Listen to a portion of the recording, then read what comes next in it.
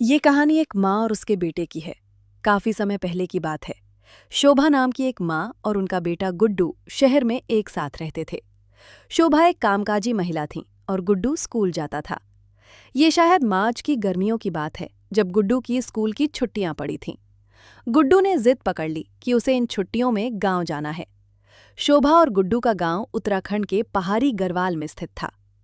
गुड्डू: माँ सुनो ना, मुझे इन छुट्टियों में गांव जाना है। मैंने पहाड़ नहीं देखे, मुझे पहाड़ों में घूमना है।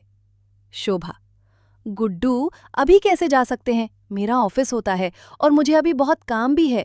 तुम जाओ, अपना छुट्टियों का होमवर्क करो और मुझे तंग मत करो। चलो जाओ। गुड्डू: नहीं मम्मी, मुझे गांव जाना है, जाना है, जाना है। शोभा: गुड्डू, जिद मत करो। गुड्डू: मम्मी प्लीज चलो ना, मैं होमवर्क भी कर लूंगा। शोभा: अच्छा बाबा, चलेंगे। मैं अपने ऑफिस में छुट्टियों के लिए बात करती हूँ, पर एक शर्त पर। गुड्डू: कैसी शर्त माँ? शोभा: तुम अपना छुट्टियों का होमवर्क पहले खत्म करोगे और कोई मस्ती नहीं करोगे, ठीक है? गुड्डू: पक्का माँ, thank you, you are the best mom. Shobha ने ऑफिस से कुछ दिनों की छुट्टी ले ली और दोनों अपने गांव उत्तराखंड की ओर निकल पड़े। उन्होंने चंडीगढ़ के सेक्टर 17 बस स्टैंड से उत्तराखंड की बस ली। कुछ घंटों के सफर के बाद वे उत्तराखंड पहुंच गए। अब उन्हें अपने गांव के घर तक जाने के लिए दूसरी बस बदलनी थी। जैसे ही वे बस में बैठते हैं, शोभा को अपनी गर्दन के पीछे एक अजीब सी ठंडी हवा महसूस होती है। वह एकदम घबरा जाती है और गुड्डू को कसकर पकड़ लेती है।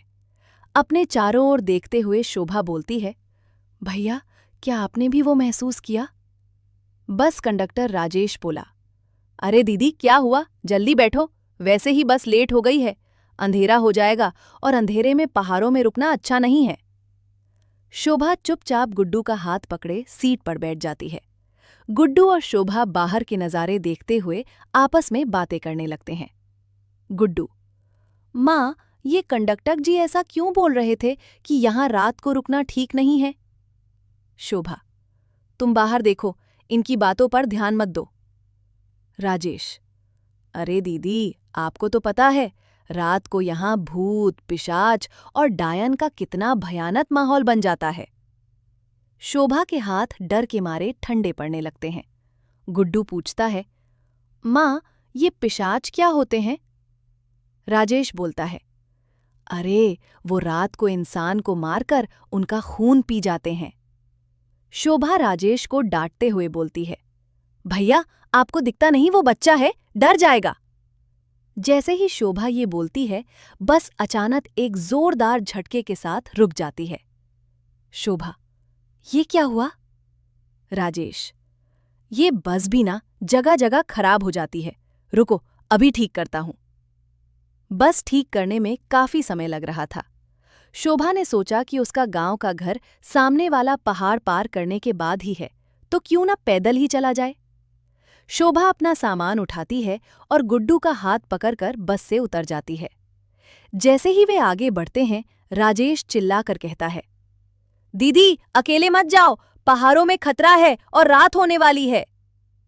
शोभा राजेश की बात को अनसुना कर पहाड़ों की तरफ चल देती है। कुछ देर चलने के बाद शोभा को महसूस होता है कि वह रास्ता भटक गई है।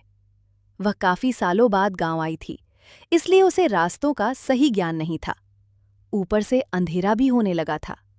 उनका पानी खत्म हो चुका था और पहाड़ों में रुकना खतरे से खाली नहीं था। राजेश की बातें शोभा के दिमाग में घूम रही थीं।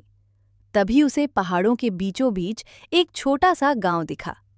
वह गांव चारों तरफ से पहाड़ों से घिरा हुआ था और देखने में ऐसा लग रहा था मानो वे साल 1947 के किसी पुराने समय में आ गए हों, जहां सिर्फ 4 से 5 घर थे।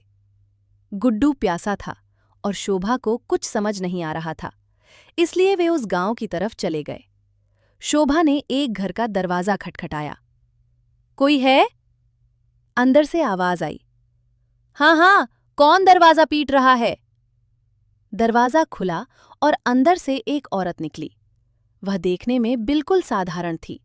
गढ़वाली संस्कृति के कपड़े पहने हुए, नाक में नथनी और सिर पर कपड़ा मुंड्याली बंधा हुआ। किशोरी: क्या चाहिए? शोभा उसे अपनी पूरी कहानी बताती है कि कैसे वे रास्ता भटक गए।